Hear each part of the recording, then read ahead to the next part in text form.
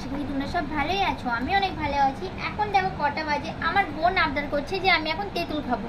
এখন বাজে দেখো 8:20 বাজে যেহেতু, আর আমার এই ফোনটা একদম খারাপ হয়ে গেছে, সেই জন্য সুইচে কাজ করছে না বলে আমি আর পুরো দেখাতে পারছি না। আর দেখো এখনও পেঁপে মাখা খাবে বলে এখানে দেখো পেঁপেকে দিয়েছিল মা, আর জিরি করে আমি এর মধ্যে তেঁতুল দিয়ে দিয়েছি, আর দিয়েছি 2টো কাঁচা লঙ্কা, আর এবার দিব পরিমাণ মতো লবণ। তোমরা তো জানো কে কে পেঁপে মাখা খেয়েছো, অবশ্যই কমেন্ট করো।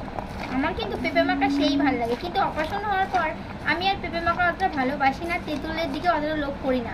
যখনই খাই তখনই কিন্তু সেলাই ব্যথা করে, সেই জন্য আর লোভ করি না। কিন্তু বোনের আবদার, বোন খাবে বলে, তাই বোনের আবদার রাখতে তাই আমি কিন্তু দেখো বসে বসে মাখিয়ে দিচ্ছি। ও কিন্তু হাত ধোয়ার জল থেকে শুরু করে সব কিছু এনে দিয়েছে, আর আমি শুধু মেখে দিচ্ছি এখানে বসে। এবার দেখো আমার কিন্তু মাখাটা হয়ে গেছে, এবার আমার বোনকে দিয়ে দিচ্ছি। আমার বোনকে আমি দিয়ে দিয়েছি। কেমন হয়েছে? বেশ সুন্দর। Bye bye, love you friend. তোমরা কে কে তেঁতুল মাখা খাবে চলে এসো।